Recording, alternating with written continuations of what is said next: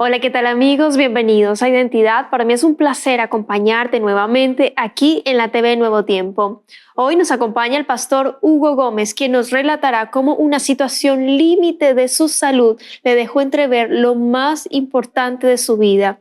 Antes de conocer su historia, quiero invitarte para que solicites gratuitamente la nueva revista Esperanza, Cielo o Infierno, Salvo o Perdido. Para solicitarla solo debes acceder al sitio web www.nuevotiempo.org/escuela bíblica. Te haremos llegar gratuitamente en digital este material gracias a las donaciones financieras que realizan nuestros ángeles de esperanza, así que estaremos muy atentos a tus pedidos. Vamos a ver el video biográfico de la historia de hoy. Bienvenidos. Hugo Gómez, pastor adventista, se bautizó a los 12 años tras un profundo cambio espiritual. Casado con Christy Cuellar desde hace 16 años. Es padre de 2 hijos y actualmente es pastor del distrito de Penco. En diciembre de 2024 sufrió 2 infartos que casi le arrebatan la vida. Después de una intervención, reflexionó sobre la fragilidad de la vida y la importancia de atesorar cada momento con sus seres queridos. Hoy conoceremos la fascinante historia de Hugo Gómez. Quédate en Identidad.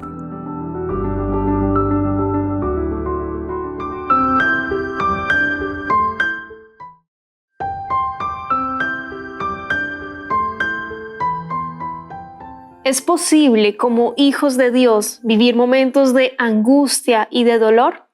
Hoy tenemos a un nuevo protagonista. Él es el pastor Hugo Gómez y por supuesto él ya está aquí con nosotros para conversar y conocer más acerca de su testimonio, así que vamos a darle la bienvenida. Adelante, pastor Hugo, qué placer tenerle nuevamente aquí en Identidad, un placer conversar, que esté en la Nuevo Tiempo y conversando de testimonio de lo que Dios ha hecho en su vida. ¿Cómo está, pastor? Bienvenido. Hola, Dios les bendiga, aquí estoy contento de poder acompañarle y poder también estar junto a los hermanos a través, ¿cierto?, de la radio y televisión Nuevo Tiempo. Bueno, nosotros felices de que esté parte hoy en el programa como protagonista. El pastor Hugo ya lo habíamos tenido en algún momento de la historia de Identidad, ya llevamos varios años con el programa, tuvimos una conversación muy interesante allí, pero hoy va a ser otro el foco. Porque vivimos en esta vida donde el dolor, la angustia, la enfermedad siempre está latente, siempre pasan situaciones, pero la protección divina siempre también allí está, se realza, está latente también a nuestro lado y eso es lo importante y queremos realzarlo hoy en Identidad. Pastor, ¿en qué parte de Chile se encuentra? Solo para allí que le conozcan, se presente, su esposa, sus hijos, ¿en qué distrito está en este momento? Bueno, cuéntenos un poco sobre usted, pastor. Bueno, gracias a Dios, y digo gracias a Dios porque estoy viviendo cerca de donde viven mis padres, así que estoy en Concepción nuevamente, hemos vuelto por acá, por esta zona, y estoy trabajando en el distrito de Penco, así que estoy ahí muy contento con unos lindos hermanos de iglesia, muy amables, ¿cierto? Y tenemos lindos desafíos también por delante, así que llevo ya 2 años acá en Concepción. Excelente. ¿Cómo es liderar? Porque no sé cuántas iglesias tiene a cargo y cómo es liderar allí a los hermanos, pastorear y cómo se divide un pastor en tantas iglesias. Bueno, cuéntenos así, allí la dinámica, pastor Hugo. Mire, la verdad que acá tenemos 5 congregaciones. Tenemos la iglesia central de Penco, tenemos la iglesia de Cerro Verde, tenemos la iglesia de La Greda, está la iglesia de Filadelfia y Lirquén, la iglesia de Lirquén.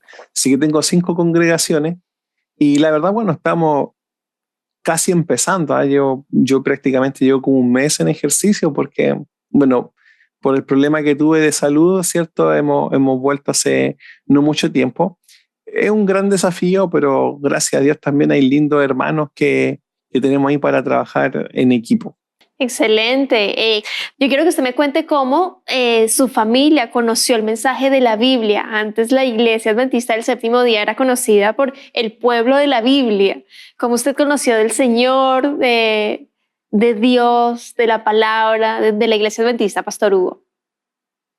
Bueno, yo viví mucho tiempo desde Talca hacia la cordillera. Yo realmente soy talquino. ¿ya? Y vivía hacia la cordillera en un pueblito campo que se llama El Colorado, donde está el lago Colbún Machicura. Y ahí tuve gran parte de los mejores momentos de mi vida, que yo recuerdo, donde muchos momentos donde fui muy feliz, donde jugaba, me acuerdo que con mi abuelo íbamos al cerro a buscar leña, o yo lo acompañaba. Mis padres y mis tíos gozaron más eso, yo ya era pequeño, pero pude también íbamos a buscar mora, me acuerdo, para de repente se vendía mora, hay un lago hermoso y bueno, pasé los mejores momentos allí. Pero drásticamente tuve que irme de ese lugar que yo tanto amaba. ¿Por qué? Porque mi abuela, por parte de padre, ella tenía un cáncer gástrico, ¿ya? Y nadie de la familia entendía porque ella se cuidaba mucho, era una persona muy dada a la salud y también a la palabra de Dios. Y bueno, mi papá recibe este llamado, ¿cierto?, de su madre y todos los hermanos vuelven a vivir en la casa de la madre porque ya tenía un periodo de vida asignado. Ya, lamentablemente, él ya se había avisado que ese cáncer le iba a quitar la vida y la idea era poder ir y pasar el último momento de vida de ella como madre con sus hijos y por ende también los nietos. Así que nos vamos todos a vivir allá a la casa de mi abuela. Tenía una casa de estas antiguas, grandes, ¿no? Entonces vivíamos todos allá. Y yo siempre decía, no, mi abuela tiene una creencia extraña, porque para mí todos aquellos que no eran católicos lo hallaba extraños pues, en mi niñez. Y recuerdo que ella se quedaba hasta tarde hablando con mi mamá de la Biblia, de Jesús, estudiaban allí un curso, yo no me involucraba. Sin embargo, muchas veces después, mediante fue pasando el tiempo, yo de repente acompañaba a mi mamá, escuchaba, a veces me quedaba dormido. Mi abuela se le alargaron más sus días de vida, sus años de vida, hasta incluso alcanzó a terminar el curso bíblico con mi madre. Luego mi abuela muere, pasa algún tiempo más, no recuerdo muy bien, si años o meses, y mi madre decide bautizarse. Ella se bautizó cuando yo tenía 10 años de edad. Luego me bauticé yo a los 12 años de edad, en el año 1994, en una gran campaña que se hizo en Curicó. Me bauticé yo en Curicó. Y yo me había cambiado a vivir desde el Colorado a Tenu, ya un pueblo que queda cercano a Curicó. Y bueno, allí comenzó, ¿no?, toda esa aventura y después en el año 2000 se bautizó mi padre y mi hermano menor. Así que así comenzó toda nuestra historia como adventistas. Qué hermoso el legado allí de la abuela y Así el es. recuerdo que tenía. Y el pastor Hugo tenía como algo extraño. Su religión Sí. era extraña, pero ya el conocer la palabra, enseñarlo, bueno, a su corta edad, pero ya más adelante seguir madurando espiritualmente, conociendo, entendiendo, por el legado también allí de su mamita y más adelante ahí su hermano, su padre, eso pues sin duda daba alegría y bueno, sin duda hubo gozo, fiesta en el cielo por esas vidas que entregaron su vida a Jesús mediante el bautismo. Pastor, continuando allí con la temática y lo que hablábamos en el principio con respecto al tema de su salud, yo quiero que me cuente lo que sucedió con usted en diciembre de 2024 con respecto a su salud. La verdad que cuando ocurre el problema ni yo sabía lo que lo que me había pasado realmente. Yo recuerdo que, a ver, voy a contar primero qué fue lo que ocurrió y luego voy al detalle.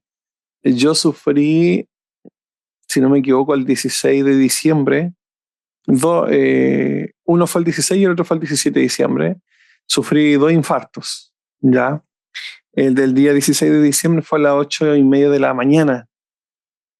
Antes de eso, ¿no? Igual como en las películas cuando te dice 13 horas antes o una semana antes, ¿no? Yo decirle que estaba cuidándome mucho en mi salud, estaba tratando de hacer deporte, estaba una alimentación buena. Entonces, no, de hecho, el día anterior hasta había hecho un deporte por ahí con algunos colegas, sin excederme ni nada por el estilo. Ya, entonces, al otro día recuerdo que Me levanto temprano porque nosotros, mis hijos todavía ellos toman lechecita en mamadera, ¿no? Entonces me levanto yo para prepararle la leche a uno de ellos y era temprano, era cerca de las 6 de la mañana. Así que vengo y me recuesto un ratito más, me iba a recostar a leer y en eso como que me quedé dormido un poco. Y, pero en el sueño sentí me sentía raro. Así que desperté con un malestar. Y ese malestar fue creciendo de tal manera que ya cuando eran las 8:30 de la mañana, algo que parecía un simple malestar, era ya una incomodidad no soportable. Le explico, sentía como que, a ver, como que si tuviera disculpe la palabra, como un erupto acá y que no podía botar. Eso fue lo primero. Traté de moverme, traté de saltar, trataba de toser. Mi señora me preguntaba qué me pasaba, que a lo mejor si estaba resfriado o algo, yo decía que no. Pasó el tiempo, seguía sintiendo eso ahí hasta que empecé a sentir como un ardor. Pensaba yo que era acidez, a lo mejor lo que tenía. Empecé a sentir un ardor aquí en el pecho. Ardor muy semejante a cuando uno tiene acidez. Después se me empezaron a calambrar ambos brazos y manos al mismo tiempo. Un hormigueo. Mucha gente dice que el izquierdo, pero en mi caso me ocurrió las dos al mismo tiempo y yo sentía, ¿no?, como el hormigueo que llegaba desde la punta de mis dedos hasta mis hombros, todo el pecho, y el pecho me ardía mucho, y de la mitad de la boca hacia abajo. Y ahí que en un momento pensé y dije, esto puede ser quizá una trombosis o una crisis de pánico, incluso pensé. Así que me relajé, oré, me recosté, oraba, Señor, ayúdame, respiraba, hacía ejercicio de respiración y no se pasaba. Entonces yo decía, no, esto no puede ser mental porque esto yo lo siento. Así que, bueno, aunque suene chistoso, tomé mi celular y busqué en la IA, la inteligencia artificial, ¿no? Y escribí ahí, puse, ¿no?, que más o menos tengo estos síntomas, ¿qué puede ser? Y la inteligencia artificial dice que estaba sufriendo un infarto, que llamara a ambulancia o me fuera a la urgencia más cercana. Entonces yo, siguiendo todo al pie de la letra, llamo primero a la ambulancia. Y la ambulancia le dice a mi señora, ella llama, le dice a mi señora que yo tenía que estar en el infarto así como para ellos venir, porque no podían mandar la ambulancia por cualquier cosa. Así que bueno, mi hijo mayor, Lucas, él tiene 12 años, pero mentalmente es como que tuviera uno. Y su discapacidad es Down, síndrome de Down, con un autismo fuerte que afecta su área cognitiva, ¿ya?, y conceptual. Y en el caso de Darío tiene un autismo grado 2, ¿ya?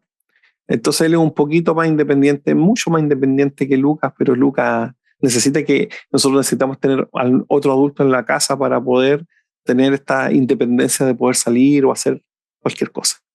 Entonces, volviendo ahí al tema, yo no teníamos con quién dejar a los niños.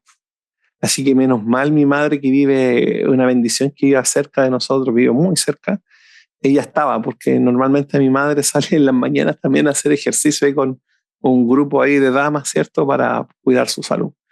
Así que mi mamá estaba, va a la casa, y yo me acuerdo que lo primero que hago, todavía en ese momento yo decía, el chat GPT me dijo esto, ¿no? Pero yo decía entre mí, no creo que sea. Es difícil, pero yo soy un tipo saludable, me alimento bien, no tengo colesterol, es casi imposible, debe ser otra cosa. Pero no, así me apuré, me fui a arreglar, me fui a lavar, ¿cierto? Y llega mi madre, está ahí un ratito preguntándome qué me pasa, le digo que me estoy sintiendo mal. Y en ese instante tuve, como dicen por ahí, un bajón, ¿no?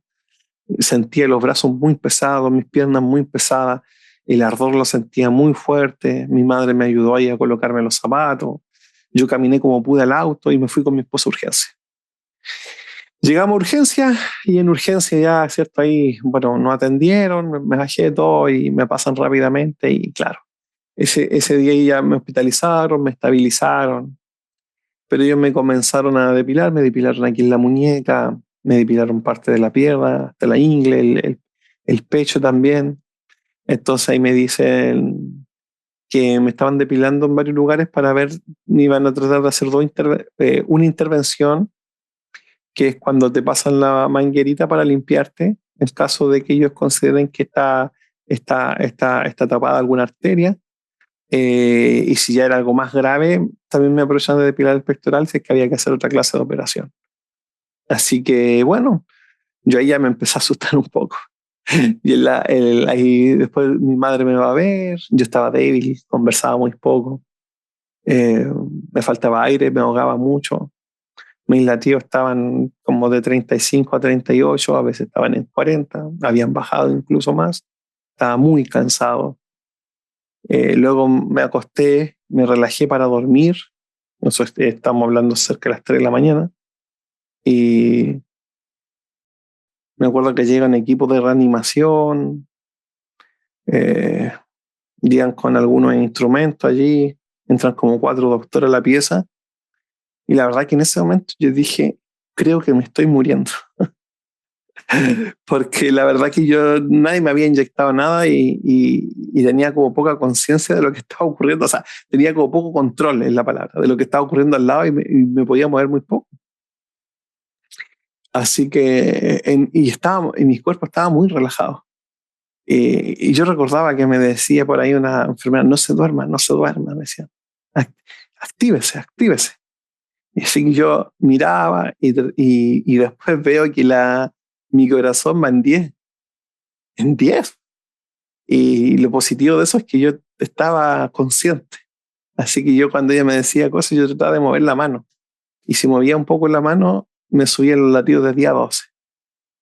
Entonces, en ese momento yo dije, creo que me estoy muriendo. Y pasaron como 3 o 4 pensamientos por mi mente. El primer pensamiento que tuve fue,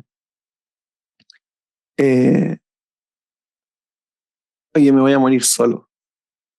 No, ese día en la mañana cuando llegué al hospital, ni siquiera le di un beso a mi hijo, llegué y me fui. Tampoco compartí mucho tiempo con mi señora.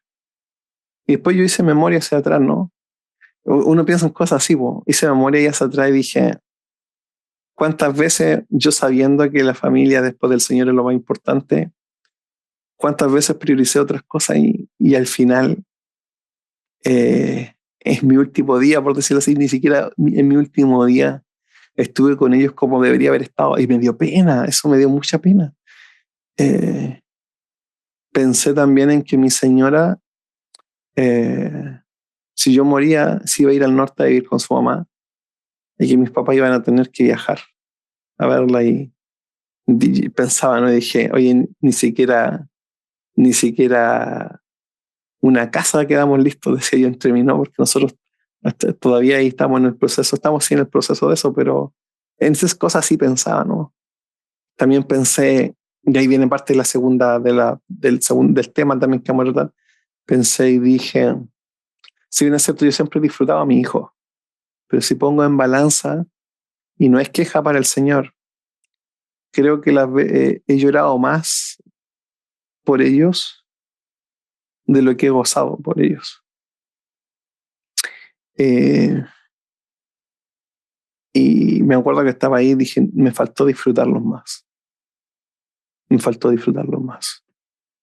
Pero bueno, amiga, mira, gracias a Dios no pasó eso. O sea, lo que estaba viviendo en ese momento, pastor, era su segundo infarto. Sí.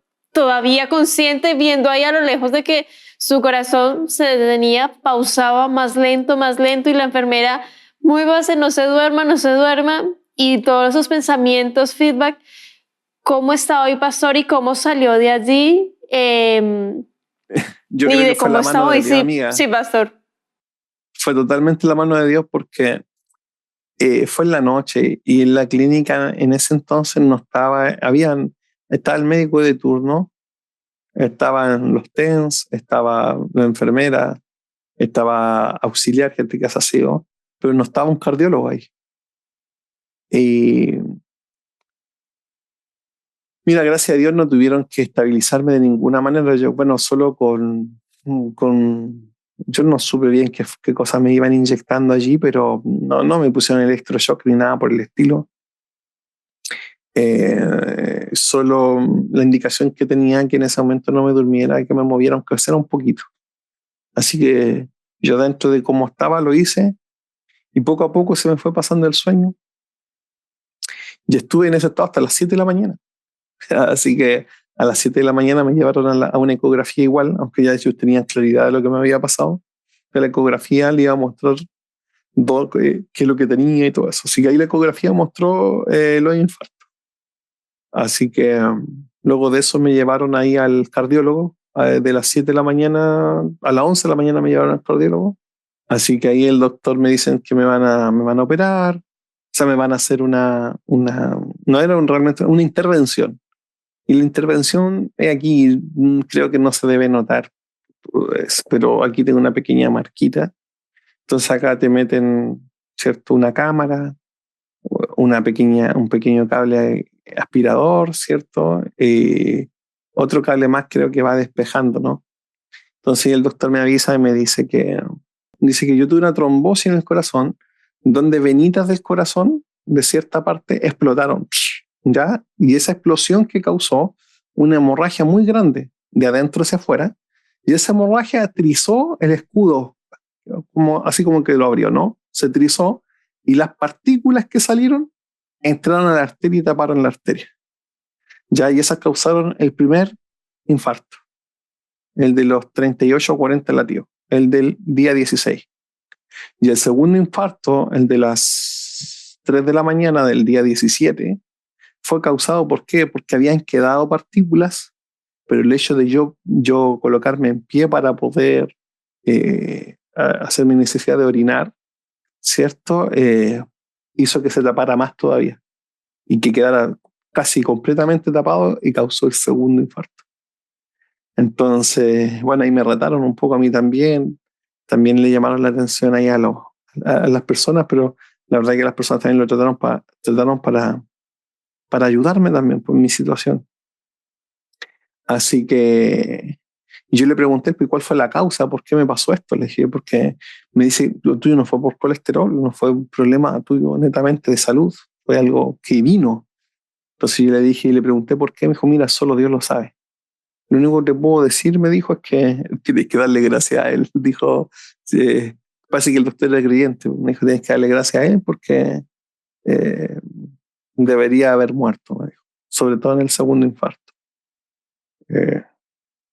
Así que más allá de yo concentrarme, a lo mejor alguien pues oye, que le ha tocado sufrir o haber tenido problemas, yo me concentro y digo, no es que me nos ha tocado sufrir, pienso yo que Dios ha sido misericordioso, porque debería haber muerto.